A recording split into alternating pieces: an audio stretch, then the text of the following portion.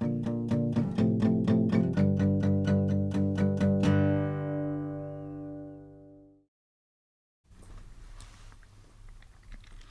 back to Clown Wizard Studios. This is Kyle J. Field, and this is part 4 of the House Targaryen banner, House Targaryen of Dragonstone in the Crownlands.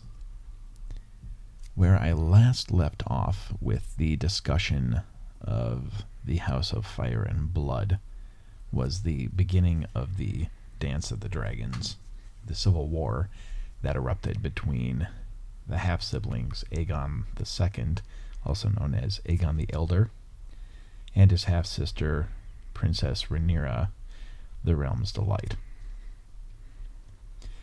And as I said in the last video, the details of the Dance of the Dragon are numerous, to say the least.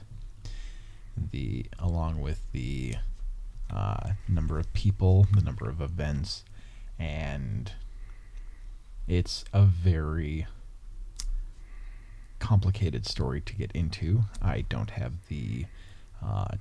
really have the notes for this. There are a couple of personal banners that belong to Aegon the Second, which is the three-headed Targaryen dragon, but gold instead of scarlet on black. And then Queen Rhaenyra's banners are quartered. In the first and fourth quadrant is the red three-headed dragon of House Targaryen. And then I believe in the upper right quadrant, which is the second quadrant, is House Arryn, which is the house of which House Arryn is whom her mother belonged to. And then in the left quadrant, in the lower left quadrant, is the charge of House Velaryon, which is whom she was married to, Laenor Velaryon. And so what I thought I would do is, when I was drawing one of those banners, I would do a little bit more research on the Dance of the Dragons, make more detailed notes, and kind of do my presentation and discussion about Dance of the Dragons when I make one of those. And so for this one, for this banner, basically what I've been doing is going through like it was all men that sat the Iron Throne as far as Targaryens go. And so Queen Rhaenyra is not listed anywhere in terms of being considered one of the monarchs for the Targaryen dynasty, and it's pretty much listed as her brother, since he was the only one that was coronated, and by the laws, or by the precedent set by the Great Council of 101, she was not able to inherit the throne anyway. Whether she should have been the ruler of Westeros or not is something that is a matter that is left up to discussion among the readers and future viewers of House of Fire and House of the Dragon, the new HBO show that's coming out in a couple of years. In any case, Aegon the Elder, also known as Aegon the Second, did sit on the Iron Throne, and the Dance of the Dragons began with his coronation and ended with his death. So there's little to say about him that does not involve the Dance of the Dragons itself. But there's certain things that did happen that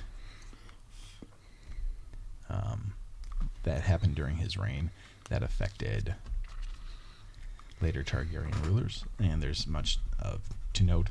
So I thought I'd just kind of go over some of that stuff.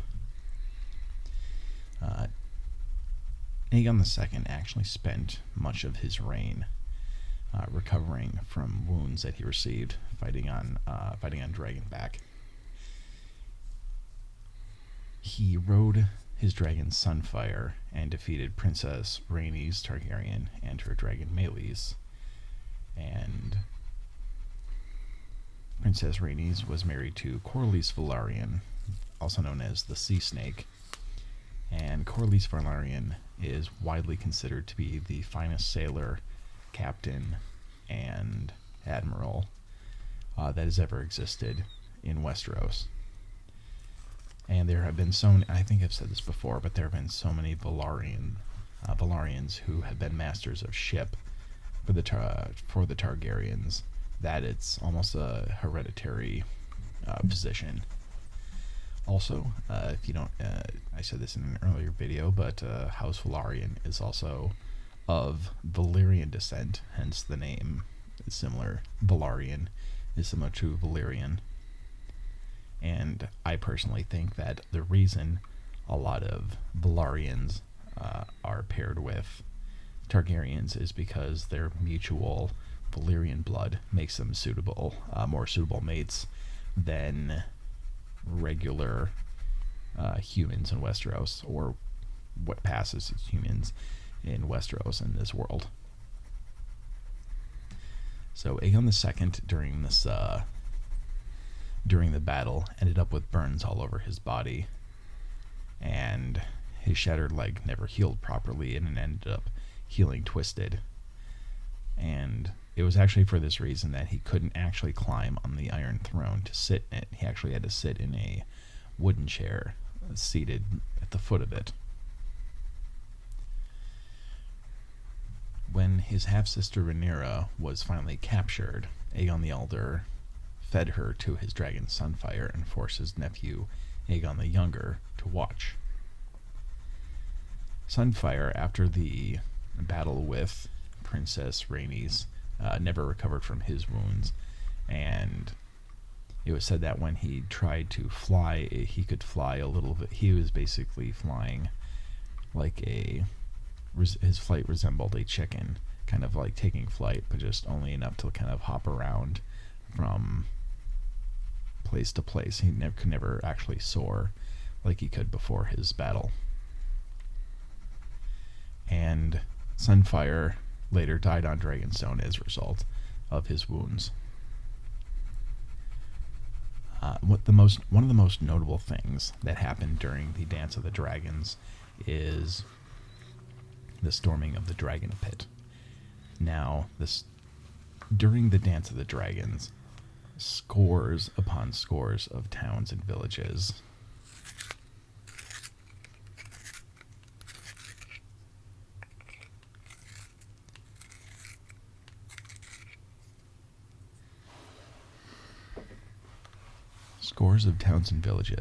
were burned by dragon fire that resulted from the fighting. And no one suffered more as a result of these living weapons of mass destruction than the small folk. And the dragons were something that people had more or less tolerated, and at this point it had been well over 100 years that the Targaryens had ruled Westeros. And I think more than anything, during the Dance of the Dragons, the distaste and disgust for these creatures started to reach fever pitch. And there was a preacher that would talk passionately for hours. I think he would even talk for days. His name is lost to history, but everyone knows him now as the Shepherd. And the storming of the Dragon Pits is probably the most Metalocalypse thing I have ever read. So what happened during the storming of the Dragon Pit was the Shepherd would preach for hours about how dragons were these evil creatures that needed to be wiped out. And as he would speak, the crowds that would listen to him got larger and larger and larger, stemming from, at first it was dozens and then hundreds, and then I believe thousands of people would gather to listen to him. And then at one point, he whipped the passions of the small folk of King's Landing into such a fury that what they did was, like a horde of angry rats, they burst into the dragon pit to slay the dragons by hand. Now, I won't give too much of it away, but it is definitely worth reading in the book Fire and Blood. This little part of history, the storming of the dragon pit. There were, I believe, 4 dragons that were being stored, or I guess stabled, in the dragon pit at the time. And the way George Martin describes it is like a horde of rats swarming a bear. Now, the bear is much bigger than the rats and will take out many of them. But if there are enough rats, eventually the bear will be overrun and overtaken by the swarm of them. And that's basically what happened with the dragons. The dragons did hold off the small folk for a long time with, claw and dragon fire and every weapon at their disposal. However, it was just an angry, furious swarm of people that stormed into the dragon pit and eventually overtook the dragons and wiped them out. And there were 4 dragons that died during this. And this was the storming of the dragon pit was also significant because this was pretty much the beginning of the end for dragons in Westeros. And after the Dance of the Dragons, there was only 1 or 2 left, and they would actually die out during Aegon the Third's reign, the nephew of Aegon the Second, who took over after Aegon the Elder's death. In the Aegon the Second, with the war still not completely over, while he was being carried in his litter, he was given a glass of wine and was poisoned, and he was discovered dead with blood on his lips. Again, I'm very much glossing over a lot of what happened during the Dance of the Dragons. My notes for Aegon the Second end here, because, like I said, he basically spent a lot of his time recovering from his wounds. A lot of the battles involved things with Rhaenyra, Corlys Velaryon.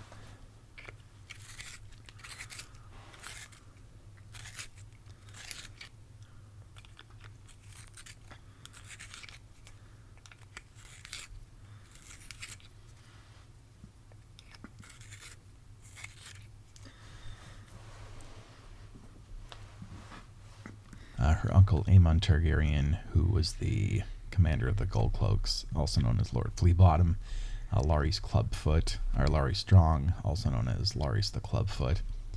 And so, rather than getting bogged into details in this video, explaining too much of the Dance of the Dragons, I'll explain that in another video. Suffice it to say, Dance of the Dragons was the bloodiest conflict that Westeros had ever seen, and it was largely in part to the fact that the combatants during this war were basically riding weapons of mass destruction and were able to burn entire castles and villages within a matter of hours. So Aegon the Third is the monarch that succeeded Aegon the Second, and it's interesting to note that Aegon the Third, the crown passed to him through his mother, who was Queen Rhaenyra, the Realm's Delight, and or I guess it's Princess Rhaenyra. I'd have to look that up. Anyway, just say Rhaenyra. Rhaenyra, her father was King Viserys I, and because Aegon III got the crown, that means that the crown passed through a female to the male heir, which, according to the Great Council, should not have been allowed. But I believe that Aegon II didn't have any living heirs to take over the crown, and his getting coronated while Rhaenyra was giving birth on Dragonstone. So basically how Aegon II got the crown was Viserys I died, Princess Rhaenyra was on Dragonstone, heavy with labor, and she was about 2 months 2 months before she was due. And as soon as Viserys died, King Aegon's mother rushed to get him coronated and get him crowned, because he had the rightful claim to the throne, even though Viserys claimed that he had every intention of Rhaenyra to be his heir. So he was crowned based on the edicts of the Great Council of 101, and yet once the war ended, the crown went to his nephew, and it passed through the crown passed through his mother to get to him anyway. So I thought that was pretty interesting, at least in my nerdy Game of Thrones saturated brain. It's something I thought that was pretty interesting. Aegon the Third is described as brooding and solemn. He always wore black and never smiled. He had several monikers, including Aegon the Younger, to distinguish himself from his uncle Aegon the Second, who's Aegon the Elder. He was also described as Aegon the Unlucky and Aegon the Dragonsbane. And he was described as Aegon the Dragonsbane because he never rode a dragon himself and never claimed a dragon for himself. And that's partially because he did not like dragons. And this is understandable because he watched his mother get fed to Sunfire by his uncle. Aegon the moniker Aegon the Unlucky kind of follows the moniker that is given to a lot of different Aegon Targaryens throughout the years. The first one was Prince Aegon, who had a claim to the throne over his uncle Maegor the Cruel, and at the battle over the God's Eye.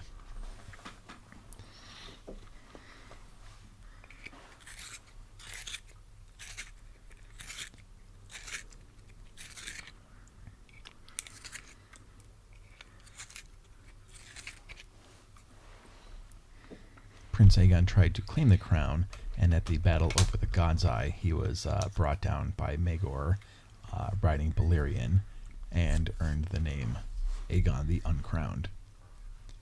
And so Aegon the Third became Aegon the Unlucky, and this would be followed by Aegon the Fourth, who's Aegon the Unworthy, and then Aegon the Fifth, who's Aegon the Unlikely. But we'll get to those Aegons shortly. One of the most interesting characters, in my opinion, during this time is Mushroom. And Mushroom, as I said in an earlier video, was a dwarf fool who was 3 feet tall and was seen by people at court as a half-wit. And so they did not take care of what they were saying when they were around him. However, he ended up writing a book, The Testimony of Mushroom, and a lot of the history of the Dance of the Dragons and a lot of the details are recounted in his book. And in the historical books that are actually published, the World of Ice and Fire and Fire and Blood, if you haven't read them, basically, I don't know how to describe it. It's basically written like the narrative is written like it's by a maester in Westeros.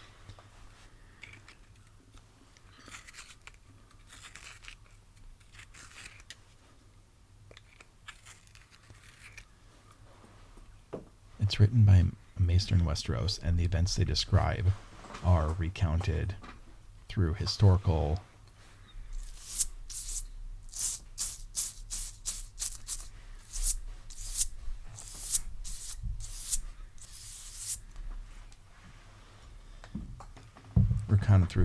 writings, such as the Testimony of Mushroom, although there are times where they'll describe events that are contradictory because the same event is recounted in multiple writings, and the Testimony of Mushroom is considered to be untrustworthy at best, although there are times where Mushroom was the only one in the room to describe what happened.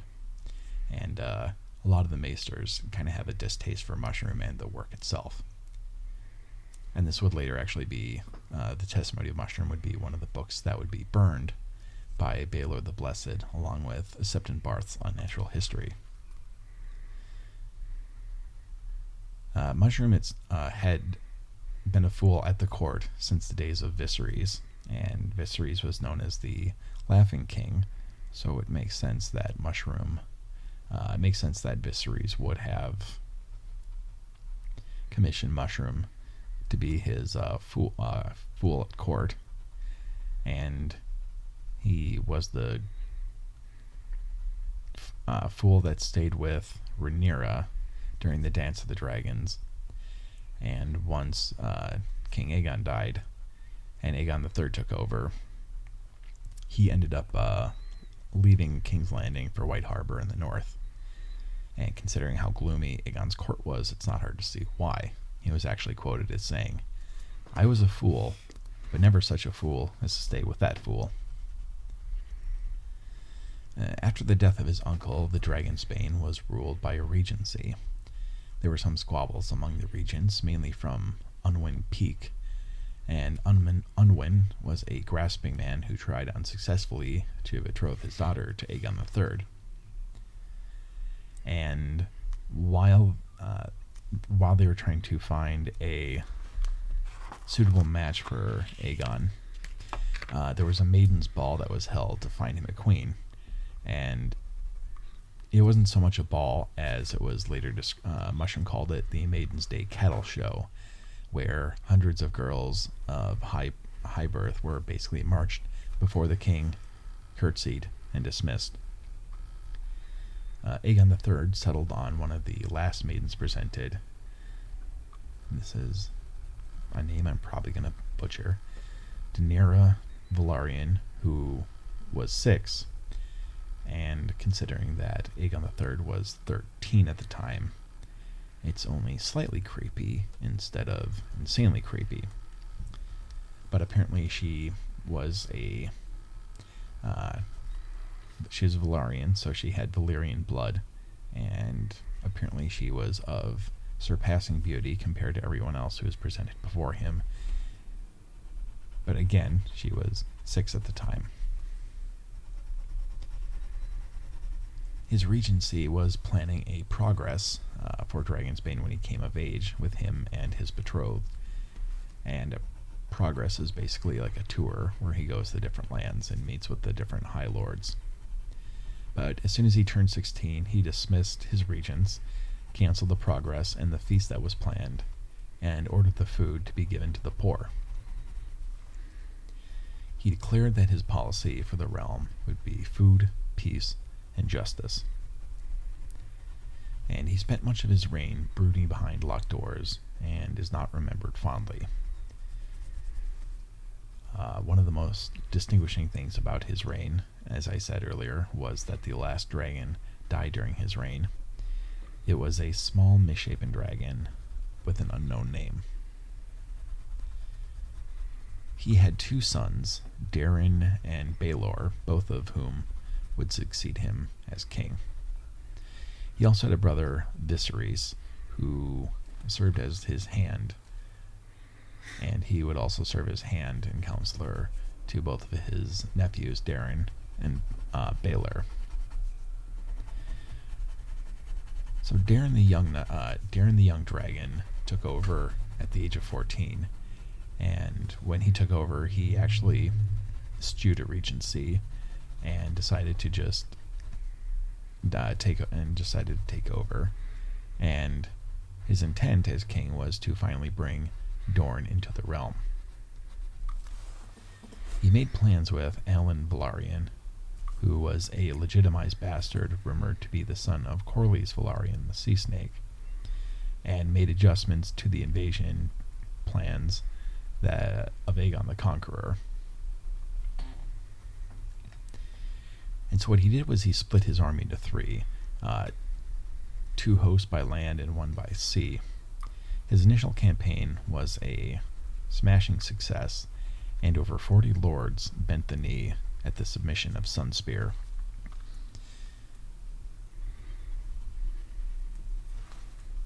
Aemon Targaryen, who is known as the Dragon Knight, and he comes up in Game of Thrones quite a few times. He's one of those characters that there are tons of songs about him, and he is generally regarded to be the finest and most chivalrous knight who ever existed.